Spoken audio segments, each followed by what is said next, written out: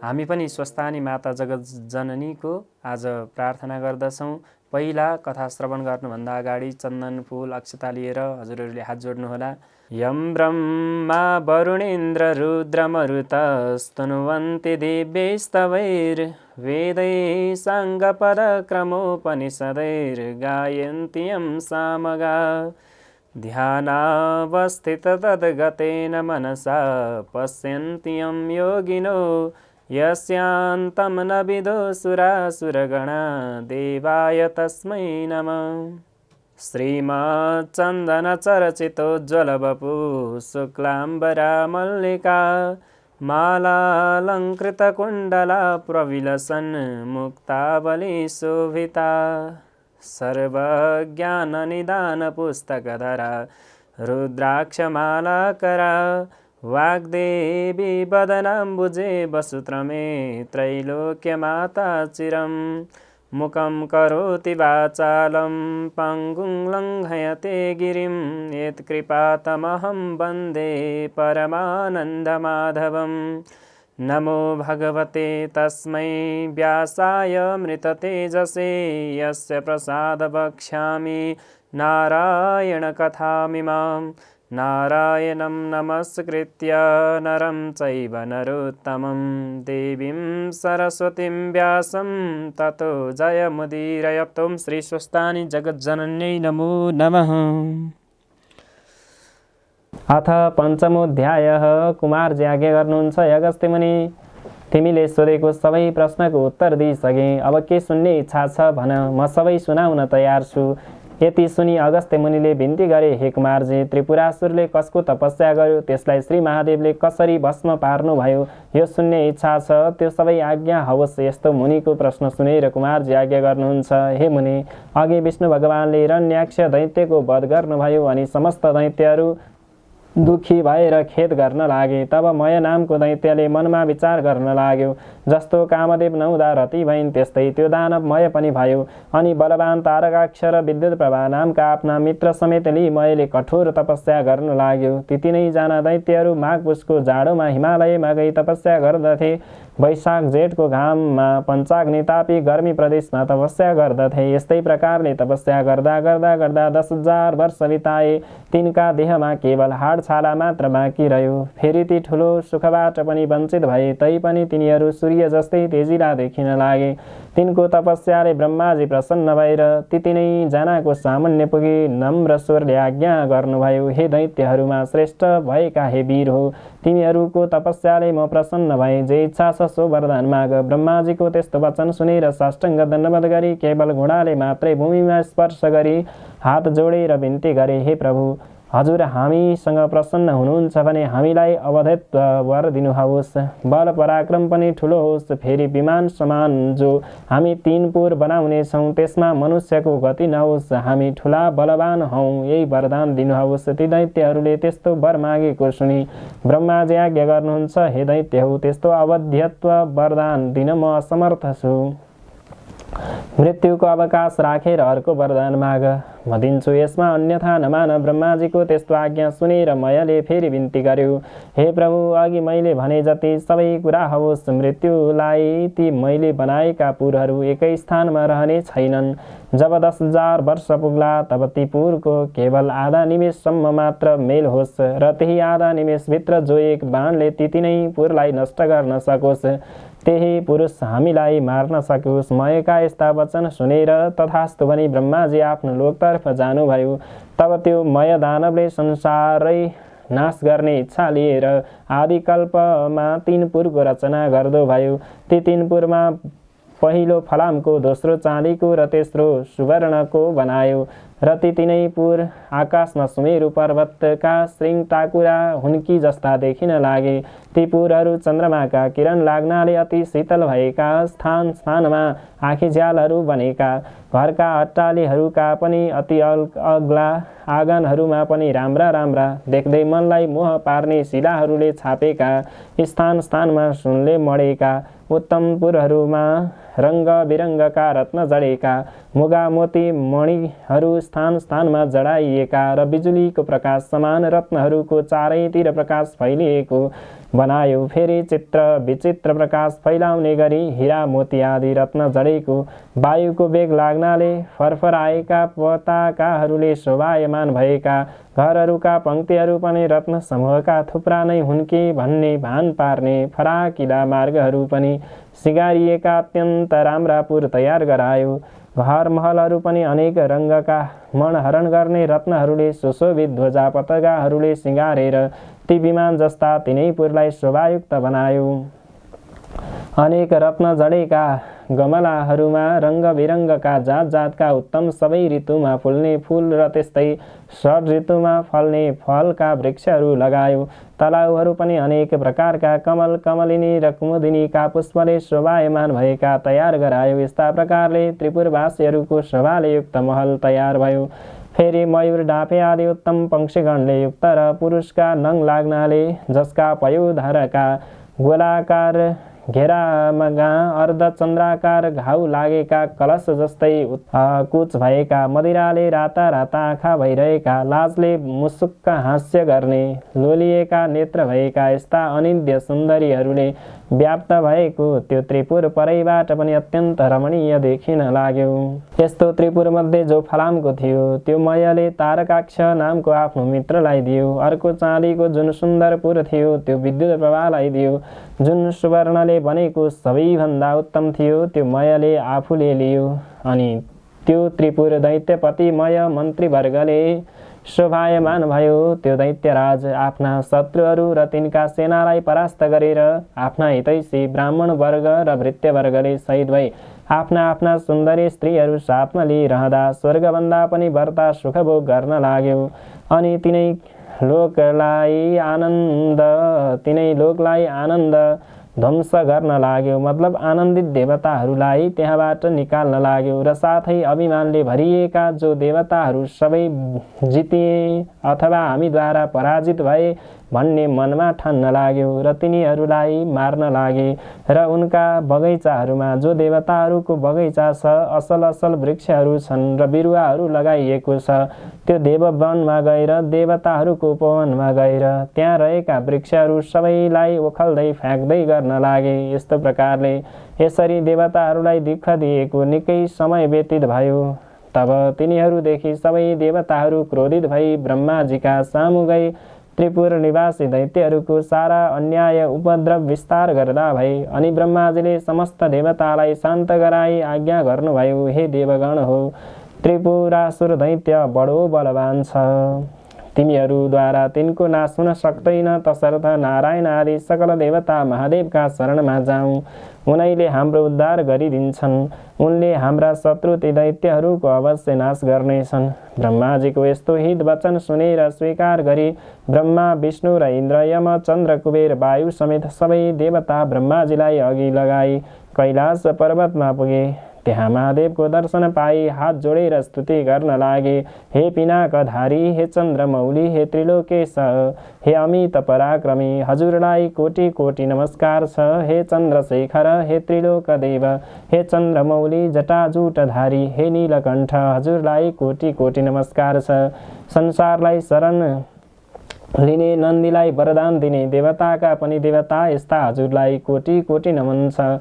थोरै सेवाले पनि प्रसन्न भएर वरदान दिने, यज्ञका मालिक, हिमालयमा निवास गर्ने यस्ता हजुरलाई कोटि कोटि नमस्कार छ।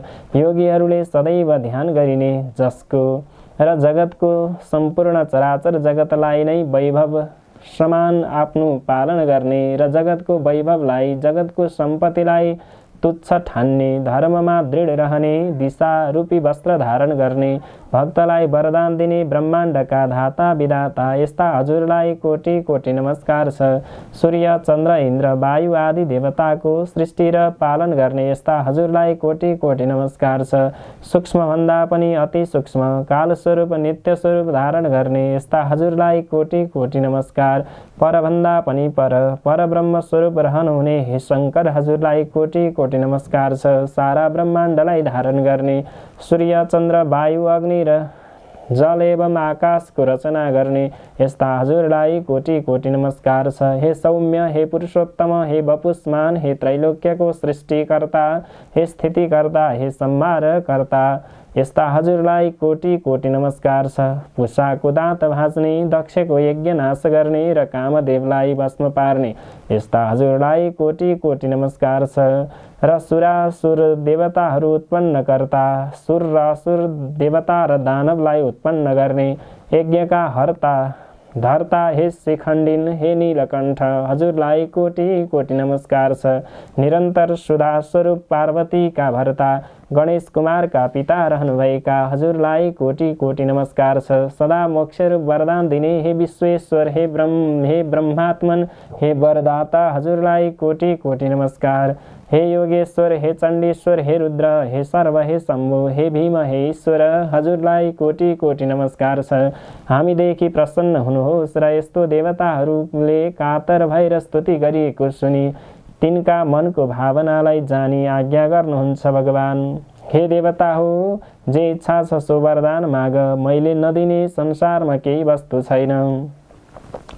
म इच्छा पूर्ण गर्न तयार छु, जे इच्छा छ निशङ्क भएर माग। यस्तो महादेवको आज्ञा सुनि प्रसन्न भएका देवताले विनम्र स्वरमा बिन्ती गरे, हे प्रभु, ब्रह्माको वरले उन्मत्त भएका मयादि दानवले हाम्रा उर्वशी मेनका आदि अप्सराहरू बल जफत गरेर लुटेर लगे।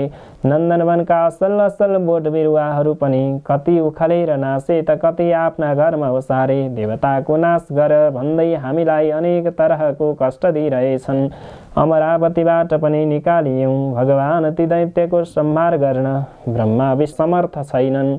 हे ईश्वर, अब जसरी हामी देवताहरूको भलो हुन्छ सोही वरदान बक्सियोस्। यति सुनि शिवजीले फेरि भन्नुभयो, हे देवताहरू, तिमीहरू मेरो रुद्रतेजको एक अंश धारण गरी रुद्रतेजोमय रूपले ती दानवहरूको संहार गर।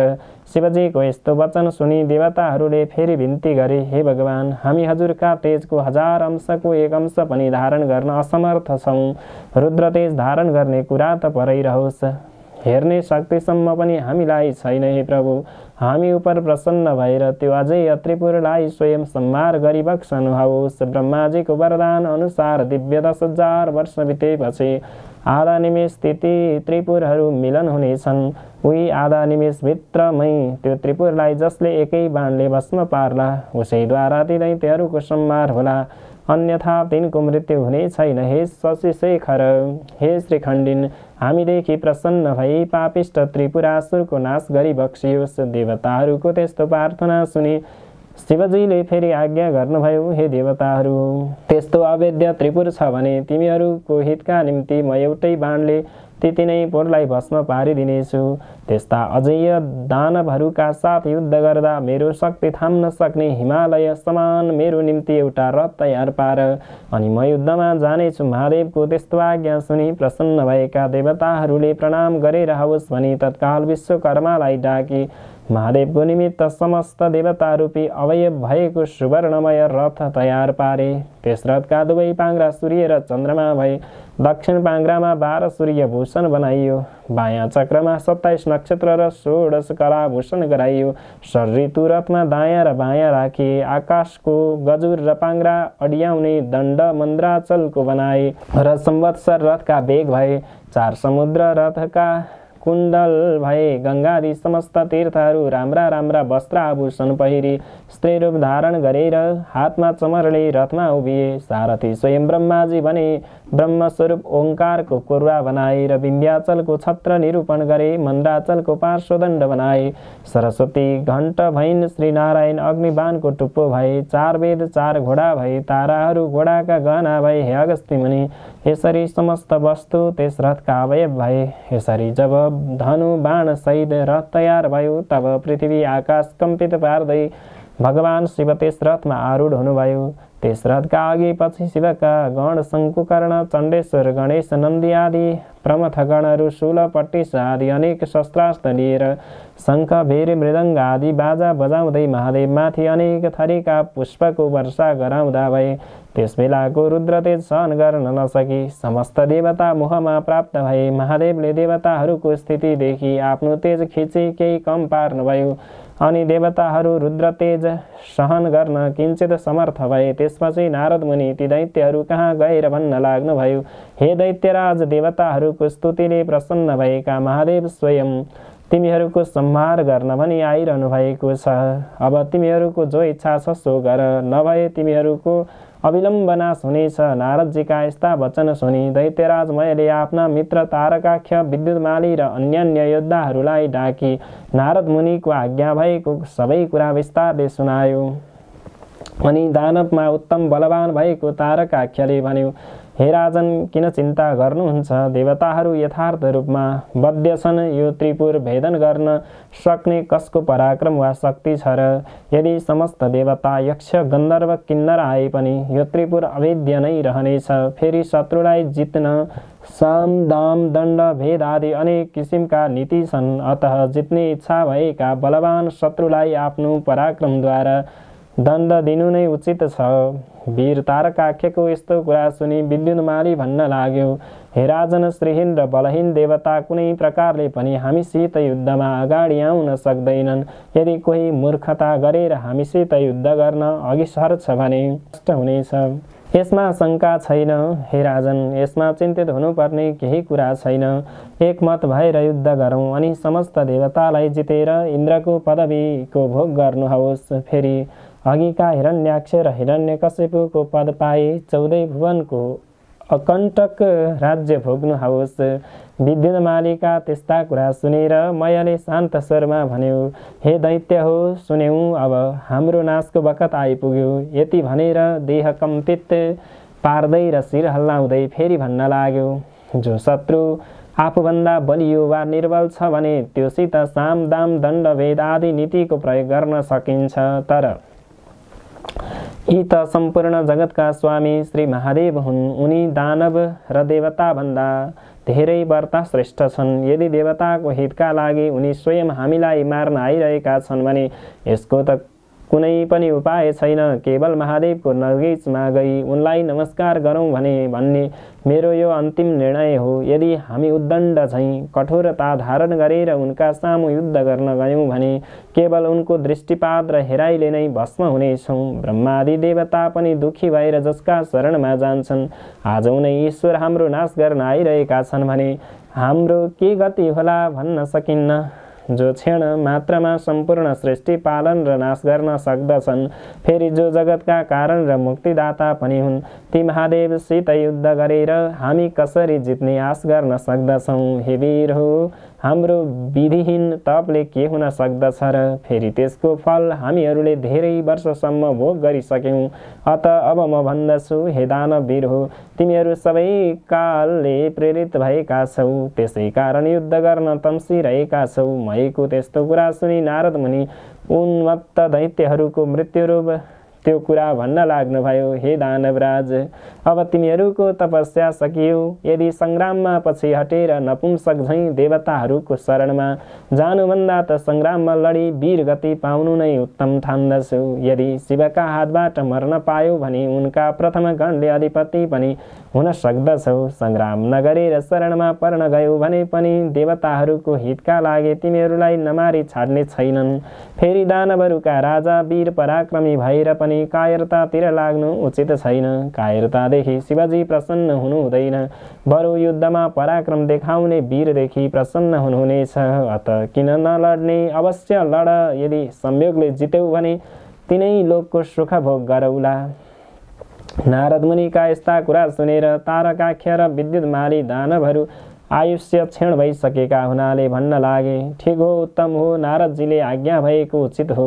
दानवराज मयले पनि आफ्ना सहयोगीहरूको कुरा सुनि अब समस्त दानव वंशको संहार हुने समय भयो भन्ने जानी नारदजीले आज्ञा भएको उचित हो भनी समर्थन गरे। अनि मयका वचन सुनेर नारदजी पनि प्रसन्न हुनुभयो र समस्त दैत्यहरूलाई युद्ध गर्न उद्यत पारी मयसित विदा मागी महादेव कहाँ गएर उहाँ भएको सबै कुरा निवेदन गर्नुभयो। त्यसपछि समस्त दानवहरू युद्धको इच्छा गरी अनेक तरहका शस्त्रास्त्रले सुसज्जित भई लड्न तयार भए। बलनामा, नेमिनामा, बाणासुर, तारकाख्य, विद्युन्माली आदि प्रधान दानवहरू पनि युद्धको निश्चय गरी राजा मयका सामुन्ने आए।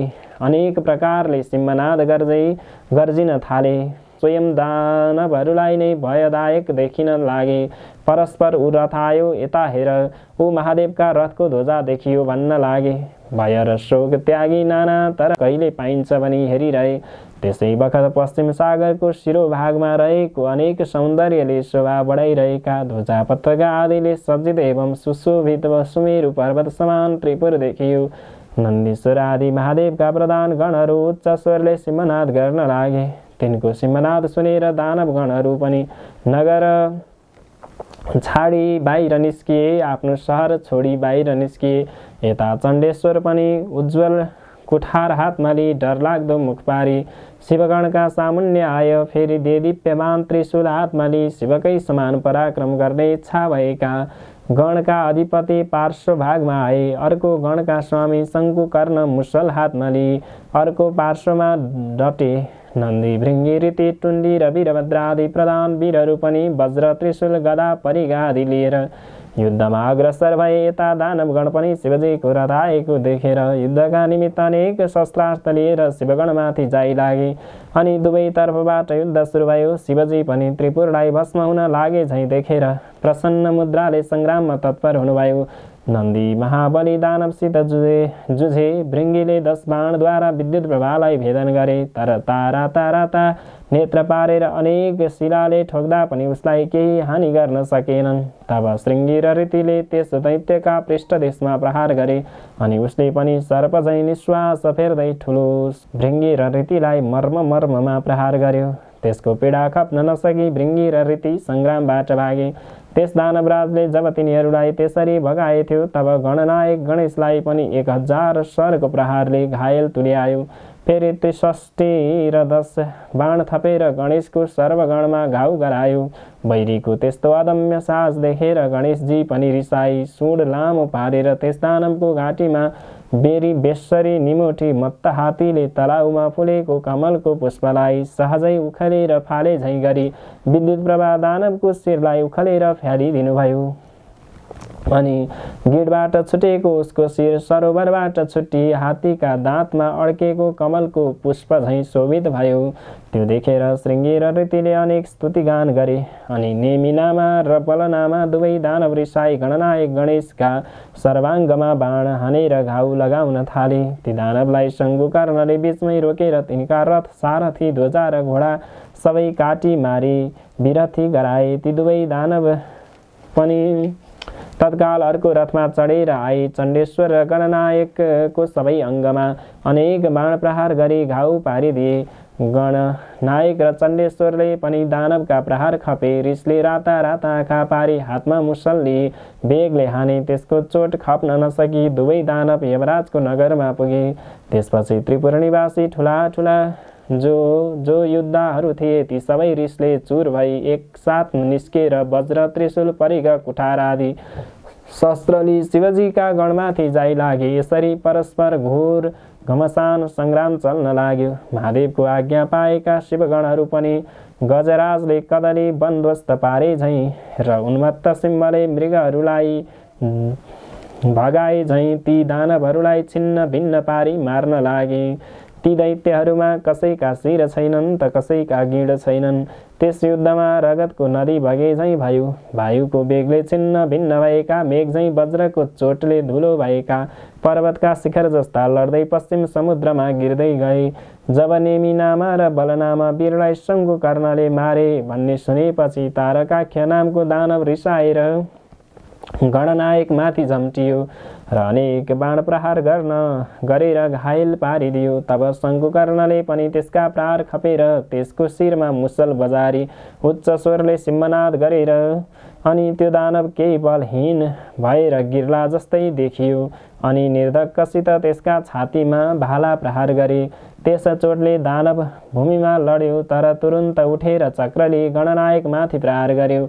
अनि शङ्कुकर्णले रिसाई साह्रै पीडा पर्ने गरी मुड्कीले हिर्काए। त्यो चोटले दानव फन्न घुमेर ढली मूर्छा पर्यो र दिव्य आयुधहरू त्याग्दो भयो।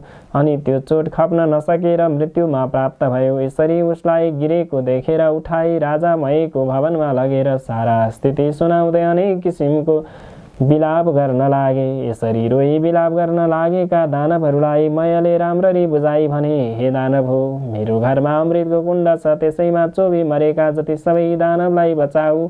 यति सुनेपछि जो आज्ञा भनी प्रसन्न मनले मरेको तारकासुरलाई अमृतमा चोबेर बचाए, मरिसकेका वीरलाई पनि जीवित प्रदान गरे भन्ने खुसीले राजा मयलाई सबैले बारम्बार प्रणाम गरे। त्यसै गरी मरेका अरू दानवहरूलाई पनि जीवित पारे अनि त्यो तारकाख्य पहिले भन्दा पनि दोब्बर साहस र शक्तिका साथ सङ्ग्राममा आयो। ब्रह्माजीले त्यसलाई देख्नासाथ आफ्नो दाहिने हातको औँलाले सङ्केत गरेर श्री महादेवलाई विनयपूर्वक भन्नुभयो, हे ईश्वर, त्यो दानव अघि नै मरिसकेको थियो, तर अहिले फेरि बाँचेर लडाइँमा आयो। मयका घरमा अमृतको कुण्ड छ, त्यसले मरेका समस्त दानवहरूलाई बचाउनेछ। अत हे शिव, त्यसका घरमा अमृत रहेसम्म मरेका दानवहरूलाई बराबर बचाइरहनेछ। यसकारण एक बाण प्रहार गरेर त्यो अमृत सोसी लिनु पर्दछ। ब्रह्माजीको वचन मानेर शिवले एक बाण प्रहार गरी सारा अमृत सोसी लिनुभयो। ब्रह्माजीले फेरि विनयपूर्वक बिन्ती गरे, हे प्रभु, अब त्यो बाण प्रहार गर्नुहोस्। मैले त्रिपुरसित युद्ध अगाउँजी देखेँ। लड्दा लड्दा लड्दा आज 1000 वर्ष बितिसक्यो, तर त्यसको नाश हुन सकेन।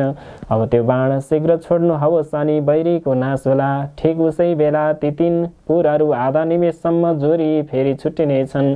ती पुरहरू एकपल्ट जोडिए छुट्टिएपछि जति बाण प्रहार गरे पनि सफलता प्राप्त हुन सक्दैनन्। हे प्रभु, मेरो प्रार्थनालाई स्वीकार गरिबक्सन्छ भने तत्काल बाण प्रहार गरेर यस त्रिपुरलाई नाश गर्नुहोस्। ब्रह्माजीको त्यस्तो विनययुक्त कुरा सुनि ठिक हो, असल हो भनी त्यो अग्निशोमयुक्त उग्र बाण धनुमा राखी धनुलाई तलमाथि झुकाए। दिव्य 10,000 वर्ष पुग्न साथ आधा निमेष आँखा झिम्म गरेर उगारे जति समयको लागि त्रिपुर जोरियो। तब महादेवले आफ्नो योग बलले निश्चल पारिदिनुभयो। त्यसको टुप्पोमा अग्निशोम स्थित थिए। त्यो नारायण रूपी बाण शिवले प्रहार गर्नुभयो। त्यो बाण छुट्नासाथ त्रिपुरका भव्य महलहरूमा आगो लागेर चारैतिर डढ्न थाल्यो। धिक धिक कष्ट कष्ट भन्ने शब्द सुनिन लाग्यो। महादेवले तत्काल नन्दीलाई भन्नुभयो, त्यो मय दानव मेरो प्रिय भक्त छ, त्यसलाई अग्निले नडराउन्। श्री महादेवको त्यस्तो आज्ञा पाउन साथ वायुरूप भई बाणभन्दा पनि बेग्लै गई मयको घरमा नन्दीले देखे। राजा मय शिवलिङ्ग सामुन्य राखी उनैको ध्यान गरिरहेको रहेछ। तब नन्दीले मयलाई भने, अग्निले तिमीलाई जलाउने छैनन्। मयले तुरुन्त नन्दीलाई प्रणाम गरे। त्यसै बेला अग्नि पनि आइपुगेर नन्दीले शिवको आज्ञा अग्निलाई सुनाइदिए। तब अग्निले मय दानवतिर फर्केर भने, हे शिव भक्त, अब तिमी यो नगर छाडेर तुरुन्त जाऊ। मयले जो आज्ञा भनेर सुवर्णको शिवलिङ्ग बोकी तत्काल पाताल गए। यता नन्दीले फर्केर गई सम्पूर्ण कुरा शिवजीलाई बिन्ती चढाए। अब त्रिपुर भस्म हुन लाग्यो। त्यसका वेदी महल उद्यानहरू धमाधम भत्किएर नासिन थाले। अनेक दानव र तिनका परिवारहरू कराएको मात्र सुनिन लाग्यो। वस्त्र खुस्केका अनेक सुन्दरी स्त्रीहरू घरबाट बाहिर निस्की रोए कराएको चर्को स्वर सुनिन लाग्यो। हल्का हल्का महल र विमानहरू रहेका, कठोर र उच्च स्तन भएका, मदले विवल नेत्र भएका आफ्ना पतिका अत्यन्त प्रिय नारीहरू अग्निबाणले डराई घर घरमै यताउता दगुर्न र कराउन थाले। जस्तै पर्वतमा भूमिकम्प हुँदा त्यहाँका किन्नरहरू भयले व्याकुल रहन्छन्, त्यस्तै आफ्ना पतिलाई भयले व्याकुल भई अङ्कमाल गर्न लागे। कोही डराई भाग्न लागे। कतिपय दानवगण आफ्ना आफ्ना स्त्रीहरूलाई बोकेर नगर छाडी बेगले भाग्न लागे। शिवको भक्तिले हीन र वस्त्रभूषणले पनि हीन पर्वत आकार देख्दैमा डर लाग्दा काला दानवहरू डढेर सागरमा खस्न लागे। जति दानवहरू समुद्रमा खसेथे ती सबैलाई जलका अनेक जन्तुहरूले खान थाले। कति दानवहरू त आफ्ना पति वा पत्नीको अवस्था देखेर खप्न नसकी आगोमा डढेर मरे। रतिका अन्त्यमा खेदित भएका र तर तुरुन्त कामले पीडित भई प्रियाका साथ जाउँ भन्ने इच्छा भएका ती दैत्यहरू भार्यासहित अग्निमा डढेर मरे। कोही समुद्रमा फाली जल जन्तुको भोजन भए। कोही आधा डढेर कोही भाग्दा लडेर स्वाहा भए। यस प्रकार त्यो अमोघ अग्निशोमयुक्त बाणले त्रिपुर भस्म पारी शेष नगर समुद्रमा डुबाई फेरि भगवान शिवको हातमा आइपुग्यो। त्यस्ता प्रकारले अभेद्य त्रिपुर भस्म भएपछि देवताहरू आफ्ना आफ्ना अधिकार पाए शिवजीलाई प्रणाम गरेर स्तुति गर्न लागे। हे रुद्र, आज हजुरद्वारा जुन रौद्र कर्म हुन गयो त्यो अन्य कसैबाट पनि न कहिले भएको थियो न फेरि हुनेछ। हे शङ्कर, यो कामले हामी समस्त देवताहरूको कष्ट निवारण गरिदिनुभयो, अत हजुरलाई कोटि कोटि कोटि नमस्कार छ। यस्तो देवगणको स्तुति सुनि महादेव प्रसन्न भएर आज्ञा गर्नुहुन्छ, हे देवताहरू, आफ्ना प्रिय भक्तजनलाई सदैव पुत्र जस्तै स्नेहपूर्वक पालन गर्नुपर्दछ। आज त्रिपुरवासी दानवहरूको संहार हुन गएकोले तिमीहरूको इच्छा पूर्ण भयो। अब तिमीहरू खुसीका साथ आफ्ना आफ्ना आश्रममा जाओ। श्री महादेवले यस्तो आज्ञा भएको सुनि महादेवलाई दण्डवत प्रणाम गरी आफ्ना आफ्ना लोकमा जाँदा भए। देवताहरू गएपछि नन्दी, भृङ्गी, भूत, प्रेत, पिशाच, डाकिनी, साकिनी सहित भएर शिवजी कैलाशपुरीमा पाल्नुभयो। हे अगस्त्य मुनि, यो सहसा कसैले वर्णन गर्न नसक्ने त्रिपुर दाह मैले सुनाएँ। जो शिवभक्त खुसीका साथ यो कथा सुन्ला वा सुनाउला त्यो समस्त पापबाट मुक्त भएर मरेपछि शिवको पार्षद भएर सधैँ कैलाश पर्वतमै बस्न पाउनेछ।